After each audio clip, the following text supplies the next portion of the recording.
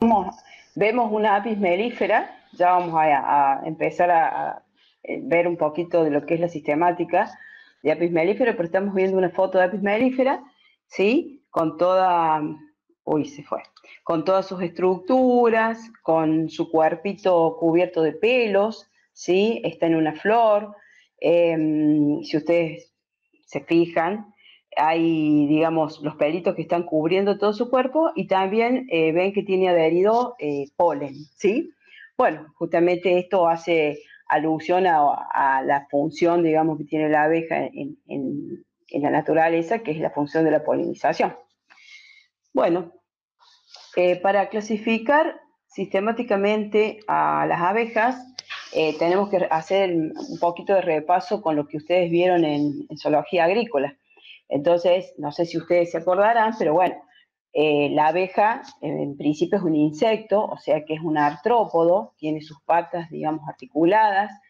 El hecho de decir que es un insecto me está diciendo que tiene su cuerpo dividido en segmentos y que esos segmentos también se pueden agrupar en grandes áreas que son la cabeza, el tórax y el abdomen.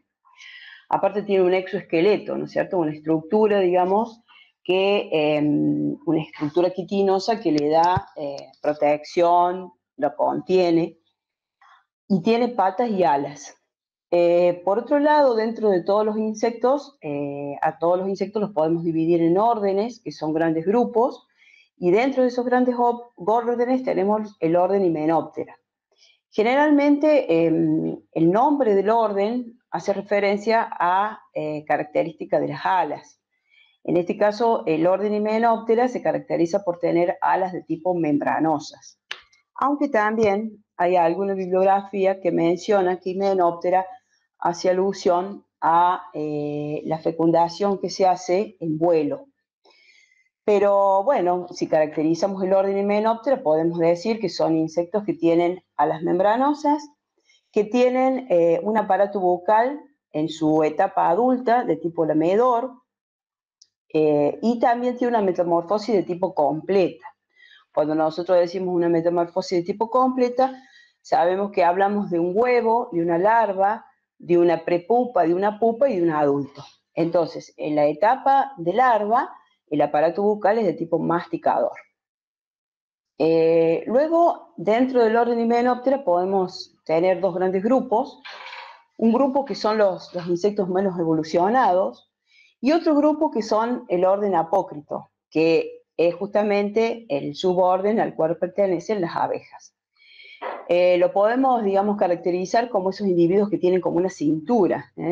La unión del abdomen y el tórax es una unión que se hace a través de una cintura que le permite una cierta movilidad a este tipo de insectos. Y luego tenemos, dentro de este suborden, gran suborden, tenemos la familia Apidae. Entonces, si observamos, digamos, la diapositiva o la foto que está al lado, vamos a repasar algunas características del orden. Decíamos que dentro del suborden Apócrito tenemos estos insectos que tienen esta cintura y dentro de ellos encontramos las abejas, las avispas, las hormigas, también un gran grupo que es muy importante que son aquellas avispistas que son controladores biológicos, ¿no? Que supongo yo que se acuerdan de zoología agrícola. Bueno, son insectos holometábolos, o sea que poseen una metamorfosis completa, lo que dijimos recién. Acá habla de 120.000 especies, o sea, son mucho más, pero la idea es que tengan ustedes que es un orden muy numerosos. Luego, otra característica, grupo de insectos más avanzados desde el punto de vista evolutivo, desarrollo del comportamiento, mayor capacidad de aprendizaje. Dentro de todos los insectos, se considera los himenópteros como unos insectos muy evolucionados. Acá habla de un desarrollo de comportamiento, o sea, tienen comportamientos, digamos, determinados. Por eso cuando nosotros recién veíamos la primera diapositiva hablábamos de etología, ¿no? Porque hay una etología muy determinada en el caso de las abejas, que las identifican como insectos evolucionados y que, bueno, que el hombre las ha ido estudiando a través del tiempo para poder, digamos, comprenderlas, ¿no? Y también tienen capacidad de aprendizaje. uno dice, uy, ¿cómo puede ser que un insecto tenga capacidad de aprendizaje? Pero sí, tiene capacidad de aprender cosas. De hecho, las abejas que salen de la colmena y van a buscar los recursos fuera de la colmena, cuando vuelven a la colmena, de alguna forma le enseñan a las abejas de interior dónde están esos recursos. O sea que, y hay gente que ha estudiado estos comportamientos y esta capacidad de aprendizaje que tienen las abejas. Otra característica importante que está relacionado con esto de la evolución tiene que ver con que son insectos sociales. Cuando nosotros hablamos de insectos sociales, no hay muchos insectos sociales en la naturaleza. Las abejas, las hormigas son insectos sociales dentro de este grupo y también se consideran las termitas como insectos sociales. Los insectos sociales son claramente un grupo distinto del resto de los insectos que no son sociales, porque los insectos sociales tienen una distribución de tareas, de labores.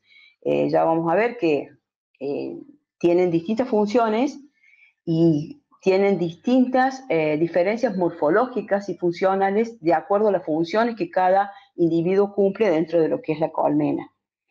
Tienen un cuidado parental, eso significa que no hay un grupo de individuos que está abocado de alguna forma a cuidar de esa progenie. Esto no se estaría dando en aquellos individuos que no son sociales. En aquellos individuos que no son sociales, los encontramos en poblaciones que se agrupan en una determinada zona por alimento o por reproducción o digamos por condiciones ambientales, pero cada uno de ellos tendría la capacidad de cuidar a su prole según el comportamiento que tenga el insecto. En este caso no. Por eso ya vamos a ver que la colmena en sí funciona como un superorganismo. Digamos, ni la reina puede vivir sola, ni las obreras podrían vivir solas, ni los zánganos podrían vivir solos. Todos ellos son un organismo en sí. Bueno, otra característica que tienen las abejas y muchos de los individuos de este orden Hymenoptera es la construcción de nidos. Ya vamos a ver que tienen ciertas estructuras en su cuerpo, con lo cual pueden construir sus propios nidos. Bueno, y otra característica muy importante es que son polinizadores. Dentro del orden Hymenoptera, la familia Apidae es importante como polinizadores. No solamente, digamos, porque es importante en cuanto a la producción, sino importante a la calidad, ¿sí?, de los distintos, digamos, cultivos que se dan en la naturaleza. Bueno, acá yo le estoy mostrando un cuadro de los distintos individuos que podemos encontrar dentro de la familia Apidae. No los quiero llenar mucho de nombres, solamente le quiero dar un pantallazo general de esta familia. Decirles que por un lado tenemos abejas solitarias y por el otro lado tenemos abejas sociales. Acá, por ejemplo, en las abejas solitarias que están mencionadas en este cuadro, tenemos dos especies, Megachiles rotundata y Nomia melanderi. Son dos especies de abejas solitarias que son importantes desde el punto de vista de la polinización de la alfalfa y de alguna forma el hombre ha desarrollado formas de, digamos, favorecer su reproducción a los fines de poderla usarlas como servicio de polinización. Por otro lado, tenemos abejas sociales. Dentro de las abejas sociales, les voy a mencionar las más importantes. Acá tenemos el género Bombus, ¿sí?, que son los abejorros, que ustedes me imagino que conocen, que son insectos sociales, pero insectos sociales que se consideran menos evolucionados que las abejas. O sea, tienen una sociedad, pero no es tan compleja como sería el caso de las abejas. En general se dice que en los abejorros es una hembra, por ejemplo, la que pasa en las condiciones desfavorables, una hembra que está fecundada, y cuando aparecen las condiciones favorables, en la época favorable, esa hembra empieza, digamos, a empezar a colonizar y a formar una nueva población. Son importantes, digamos, muy importantes desde el punto de vista de la polinización.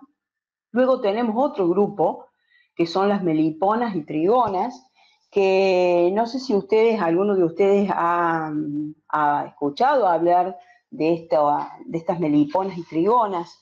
Estos son un grupo de abejitas sociales. Yo digo abejitas sociales porque generalmente tienen un tamaño menor que Apis mellifera. Son las abejas que se mencionan como abejas nativas, ¿sí? Y que han sido desplazadas, digamos, por Apis mellifera cuando el hombre incorpora Apis mellifera. Y hay una movida, digamos, justamente para estudiarlas en primera instancia, porque, bueno, porque están perfectamente adaptadas, porque son nativas, para criarlas. Si ustedes se fijan acá en esta foto, hay una estructura que les permite, digamos, criarlas y también poder extraer sus miel. Que su miel, bueno, tiene características propias, pero se las menciona como mieles importantes desde el punto de vista terapéutico. De hecho, los pueblos originarios la mencionan en tratamientos oftalmológicos, ¿no? En tratamientos para enfermedades de los ojos. Entonces, bueno, como toda, digamos, cultura, como toda producción, si bien no producen tanta miel como produciría un Apis mellifera, pero tienen condiciones diferenciales o características diferenciales que, bueno, también hacen importante su producción. Y bueno, y son, digamos, se las conoce como abejitas sin aguijón, lo que no tiene desarrollado el sistema vulnerador que tiene la Apis mellifera, pero tiene otras formas, digamos, de defenderse, ¿sí? Y se da más que nada en aquellos lugares tropicales y subtropicales. Bueno, y luego tenemos al género Apis, donde tenemos distintas especies. Acá mencionamos Apis florea, Apis dorsata y Apis cerana. En el caso de Apis florea y Apis dorsata son especies que viven en condiciones, digamos, de vida libre, en el sentido de que se acuerdan cuando les habían mencionado de que la Apis mellifera, dependiendo de la zona donde se desarrolla, siempre busca una oquedad, o sea, un hueco para, bueno, construir sus nidos, sus panales y ahí desarrollarse. En el caso de Apis florea y Apis dorsata no lo hace así. Construye panales que están suspendidos y bueno, esa es la forma que tiene, digamos, de vivir. Y no son especies manejadas por el hombre. Apis cerana sí y Apis mellifera, por supuesto que sí. Entonces, dentro de Apis mellifera también tenemos, estos serían razas, Apis mellifera mellifera, Apis mellifera ligústica. La Apis mellifera ligústica es la abeja italiana, es como la más desarrollada en nuestro país.